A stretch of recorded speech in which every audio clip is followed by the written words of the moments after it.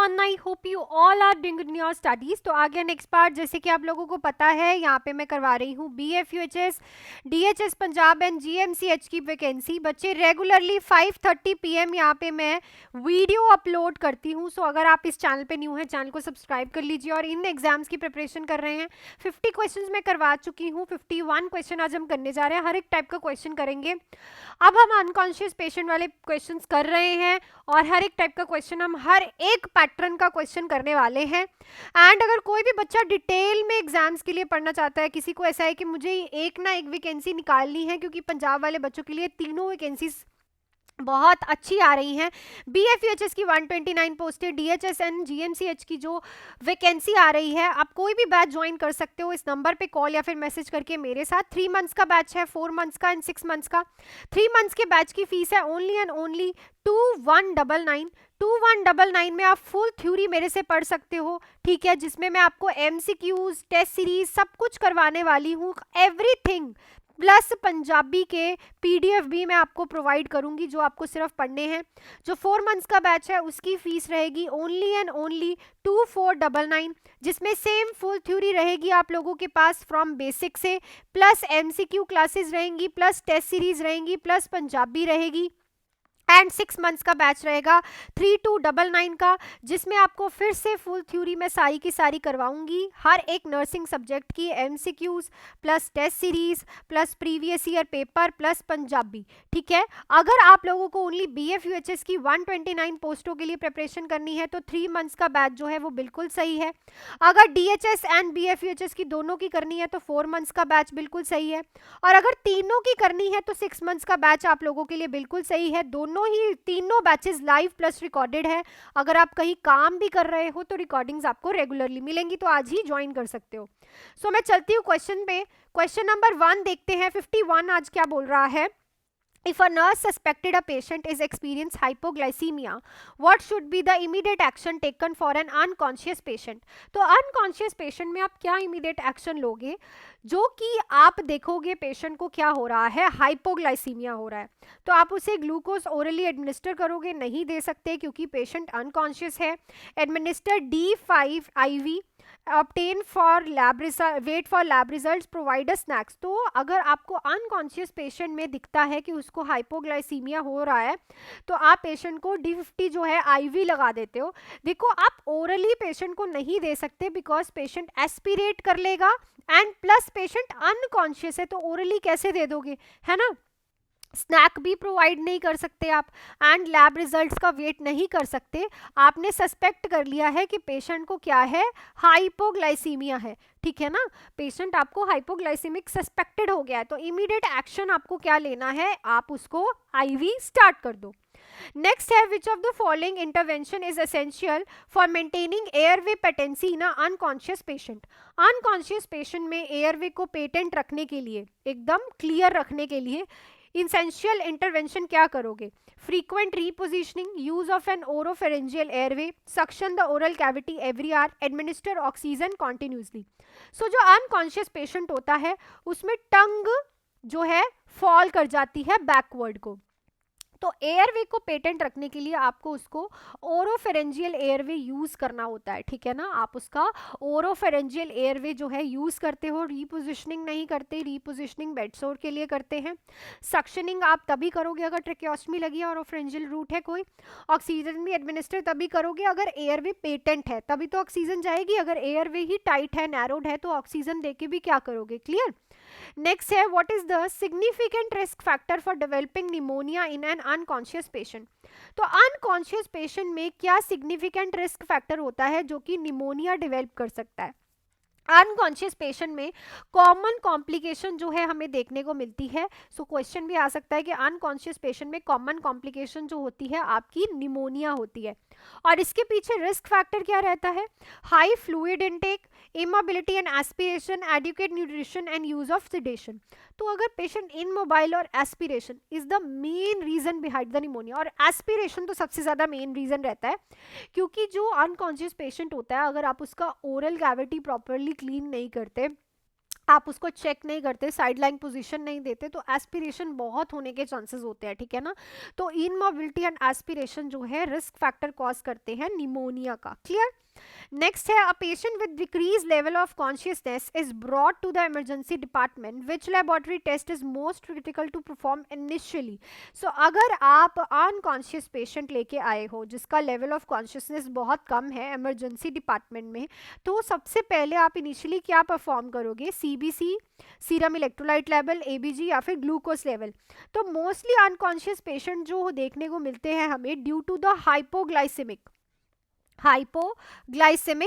अगर कोई पेशेंट होता है, अगर किसी का ग्लूकोज का लेवल गिर जाए तो उनमें हमें unconscious level of consciousness decrease देखने को मिलता है। और अगर आपके पास इमरजेंसी डिपार्टमेंट, सीबीसी से अनकॉन्शियस का क्या पता चलेगा, ना इलेक्ट्रोलाइट से ना एबीजी से, ठीक है। अनकॉन्शियस पेशेंट का अगर आप कोई टेस्ट करवा रहे हो, लेबोरेटरी टेस्ट, देखो एबीजी के लिए तो आप उसको पल्स ऑक्सीमेट्री यूज कर सकते हो, उसके लिए तो लैब जाने की जरूरत नहीं है। इलेक्ट्रोलाइट लेवल्स के लिए अभी आप इमीडिएटली जो है लेवल अगर डिक्रीज हुआ है कॉन्शियसनेस का, तो आप उसका ब्लड ग्लूकोज लेवल चेक कराओ। नेक्स्ट है, which nursing intervention is most effective in preventing pressure ulcer in an unconscious patient. तो अनकॉन्शियस पेशेंट में प्रेशर अल्सर प्रिवेंट करने का सबसे अच्छा इंटरवेंशन क्या है, frequent repositioning every 2 hourly, applying moisturising lotion to the skin, using a specialised pressure relieving mattress, या फिर encouraging the patient to change position. देखो इसमें पूछा है मोस्ट इफेक्टिव, ठीक है ना, इसमें पूछा है मोस्ट इफेक्टिव। तो इन जो पेशेंट होते हैं अनकॉन्शियस पेशेंट होते हैं, एक होते हैं बेड रिडन पेशेंट, एक होते हैं अनकॉन्शियस पेशेंट वो है जो कॉमा में गया है। बेड रिडन ऐसा है कि थोड़े टाइम के लिए रहेगा फिर उठ जाएगा। तो इनमें हमें स्पेशलाइज्ड जो है प्रेशर रिलीविंग मैट्रेस यूज करने पड़ेंगे, क्योंकि आप बार बार कितनी बार पोजीशन चेंज करोगे ना पेशेंट की। तो अगर आप उसे प्रेशर रिलीविंग मैट्रेसेस स्पेशलाइज देते हो तो सबसे इफेक्टिव वही रहता है जो कि 24 घंटे के लिए पेशेंट को प्रिवेंट करता है फ्रॉम बेड सोर, ठीक है। तो कंफ्यूज नहीं होना, क्वेश्चन को पढ़ो, उस हिसाब से टिक करो ऑप्शन को जो आपको समझ आए कि इस क्वेश्चन के हिसाब से बिल्कुल ठीक है, ठीक है। सो नेक्स्ट क्वेश्चन पे चलने से पहले अगर कोई भी बच्चे डिटेल्ड में मेरे से अच्छे से पढ़ना चाहता है तो आप इस नंबर पे कॉल या फिर मैसेज करके आज कोई भी बैच ज्वाइन कर सकते हो for BFUHS, DHS Punjab and GMCH। अगर आपको अकेले 129 पोस्टों के लिए ज्वाइन करना है तो 3 मंथ्स का 2199 का full theory MCQs test series and Punjabi included batch join कर सकते हो। अगर BFUHS प्लस DHS पंजाब दोनों के लिए करना है तो 4 मंथ्स का 2499 का full theory MCQs test series Punjabi everything is included. अगर तीनों एग्जाम्स के लिए करना है तो 6 मंथ्स का 3299 का full theory MCQs test series previous year paper and Punjabi, जिसकी फीस रहेगी 3299। कोई भी बैच आप ज्वाइन करते हो लाइव एंड रिकॉर्डेड रहेगा, बस आप इस नंबर पे मेरे से बात करके आज ही ज्वाइन कर सकते हो। चलती हूँ मैं नेक्स्ट क्वेश्चन पे। नेक्स्ट क्वेश्चन है, one caring for an unconscious patient, what is the best approach for managing their temperature. तो अनकॉन्शियस पेशेंट्स का टेम्परेचर मैनेजमेंट करने के लिए कौन सी बेस्ट अप्रोच रहती है, encourage fluid intake, administer antipyretic, using a cooling blanket as needed, dress the patient warmly. So temperature maintain करने के लिए सबसे अच्छा रहता है कि आप एक कूलिंग ब्लैंकेट यूज करो जब जब पेशेंट का टेम्परेचर इंक्रीज हो, ठीक है। कितनी बार एंटीपायरेटिक, या देखो लिखा भी हुआ है बेस्ट अप्रोच, ठीक है। Medicine is not a best approach, it is a last approach, ठीक है ना। वो लास्ट नीड है हमारी, लास्ट अप्रोच होती है, पहले आप इंटरवेंशंस करते हो। नेक्स्ट है, what is the key sign that a patient may be transpositioning from unconscious to more conscious state. तो इसमें से क्या चीज आपको बताएगी कि पेशेंट अनकॉन्शियस से थोड़ा अब कॉन्शियस हो रहा है। डिक्रीज रेस्पिरेटरी रेट, ठीक है, increase motor activities, eyes opening spontaneously, increase muscle rigidity. अगर पेशेंट अपनी आईज जो है स्पॉन्टेनियसली ओपन कर रहा है देन दिस शोज के पेशेंट अनकॉन्शियस से अब कॉन्शियस स्टेट की तरफ जा रहा है, और ये पहला साइन ही होता है। अगर आपने कभी भी किसी कॉमा वाले पेशेंट को देखा है तो उन पेशेंट्स में सबसे पहले आई का स्पॉन्टेनियसली ओपन होना ही देखने को मिलता है, या फिर हैंड्स का हिलना। क्लियर। नेक्स्ट है, a nurse is assessing N unconscious patient with pupils and find them to non-reactive and dilated. What should the nurse consider as a possible cause? तो आप अनकॉन्शियस पेशेंट को असेस कर रहे हो, उसके प्यूपल्स जो हैं वो डायलेटेड हैं और वो रिएक्ट नहीं कर रहे, तो इसका पॉसिबल कॉज क्या हो सकता है, dehydration, opioid overdose, increase ICP, hyperglycaemia. So it's a increase ICP, क्योंकि जब अनकॉन्शियस पेशेंट में इंट्राक्रेनियल प्रेशर इंक्रीज होता है तो उसके प्यूपिल्स पे बहुत फ़र्क होता है, ना वो रिएक्ट करते हैं लाइट को और डायलेटेड रहते हैं। नेक्स्ट क्वेश्चन है, which of the following is the most appropriate nursing diagnose for an unconscious patient. तो इनमें से अप्रोप्रिएट नर्सिंग डायग्नोज क्या रहेगा अनकॉन्शियस पेशेंट के लिए?